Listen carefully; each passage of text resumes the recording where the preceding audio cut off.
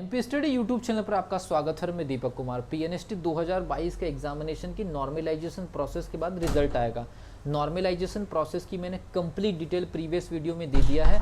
और नॉर्मलाइजेशन होने के बाद जिन स्टूडेंट के नंबर कम है या कम होंगे उन स्टूडेंट के लिए ये वीडियो बड़ा इंपॉर्टेंट है। आपके लिए पॉजिटिव रहने के लिए ये वीडियो बहुत आपके लिए बहुत कारगर होने वाली। इस वीडियो को लास्ट तक जरूर देखिए। जैसे कि नॉर्मलाइजेशन के बाद रिजल्ट आएगा, रैंक जारी हो जाएगी, डीएमई अपना काउंसलिंग स्टार्ट कर देगा। दो सिचुएशन आपके सामने होने वाली है। मैं आपको बता दूं, दो सिचुएशन आपके सामने होने वाली है। डीएमई के काउंसलिंग होने के बाद दो सिचुएशन खड़ी हो सकती है।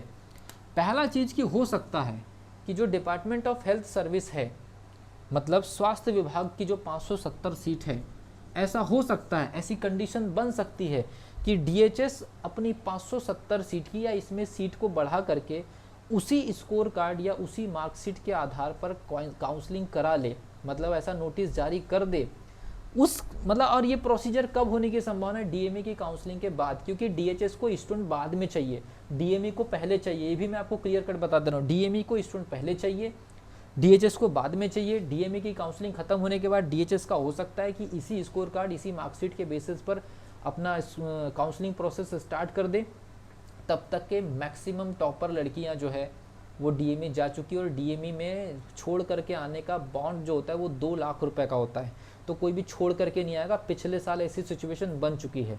तो मिसगाइड और मिस इन्फॉर्मेशन की वजह से कम 30% जो स्टूडेंट है उनको ये बताया गया था कि डीएचएस इस साल नहीं होने वाला है काउंसलिंग, बाद में डीएचएस का हुआ और फिर कम नंबर वालों की किस्मत खुली। तो इसमें दो सिचुएशन बता दे रहा हूँ। अगर डीएमई की काउंसलिंग के बाद डीएचएस ने अपनी काउंसलिंग इन्हीं 570 या हो सकता है सीट बढ़ भी सकती है, तो सीट बढ़ा करके अगर काउंसलिंग करा लिया तो कम नंबर वालों की किस्मत खुल जाएगी।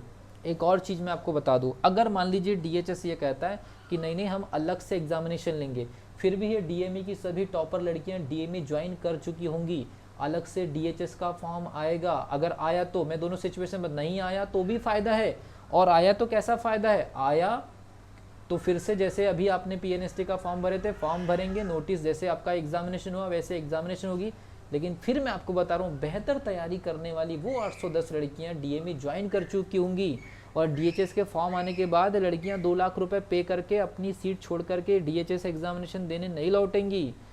तो अच्छी प्रिपरेशन वाली लड़कियां जो है अपनी जगह खाली कर चुकी होंगी। अब जिन स्टूडेंट के नंबर कम है वो उनको फिर से एक बार दोबारा मेहनत करने का मौका मिलेगा, और वो स्टूडेंट फिर से बाउंस बैक करके एक सीट अपनी डीएचएस में क्लियर कर सकते हैं। तो जितने भी स्टूडेंट्स कम नंबर ला करके डिमोटिवेट हो रहे हैं, जैसा कि पिछले साल हुआ था, कम नंबर लाने के बाद कम से कम 400 से 500 लड़कियां ये कंफर्म मान चुकी थी कि उनका सिलेक्शन नहीं हो रहा है। लेकिन आज वो स्टूडेंट ट्रेनिंग कर रही किसी ट्रेनिंग सेंटर में। आप पूछ सकते हैं पुराने साल की स्टूडेंट जो डीएचएस में ट्रेनिंग कर रही हैं, जिनको ये लग रहा था कि डीएमई और डीएचएस की दोनों की सीट मर्ज कर दी गई है, काउंसलिंग हो गया। बहुत सारे यूट्यूब पर लोगों ने मिस इन्फॉर्मेशन दी है।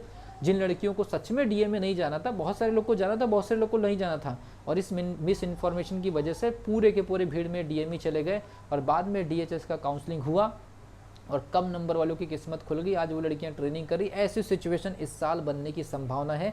लेकिन इसमें दो रास्ते अवेलेबल हैं। एक एग्जाम के साथ तो भी फायदा है, क्योंकि ये लड़कियां जगह खाली कर चुकी होंगी, तो ये दोबारा आपको कंपटीशन अटेम्प्ट नहीं करेंगी, ये आपके दोबारा कंपटीशन में नहीं रहेंगी। अगर काउंसलिंग होती है तो भी ये कंपटीशन में नहीं है आपके, क्योंकि ये काउंसलिंग बाद में होगी। तो ये आपके लिए पॉजिटिव रहने के लिए कि आप अगर मान लीजिए कम नंबर है तो हतोत्साहित होने की ज़रूरत नहीं है। मैं यहाँ किसी भी प्रकार के कोई कोर्स लॉन्च करने का बैकग्राउंड तैयार नहीं कर रहा हूँ। आप किसी भी टीचर से पढ़िए, लेकिन आपको एक चीज़ बता दे रहा हूँ, एनालिटिकल स्टडी करने वाले लोगों से पढ़िए, क्योंकि आपने पेपर दे चुके हैं। सीधे सीधे पढ़ाने वाले टीचरों से बिल्कुल पढ़ने की जरूरत नहीं है, चाहे हम क्यों ना हो। हमारे यूट्यूब चैनल पर अगर आपको ऐसा लगता है कि सीधी सीधी जानकारी दी जाती है, तो सीधे सीधे प्रिपरेशन करने वालों का हाल इस बार वैसा ही हुआ है कि सीधे एग्जामिनेशन दिए और सीधे घर आ गए। तो ये इस टाइप की सिचुएशन से बचने के लिए अपना खुद से प्लान करिए।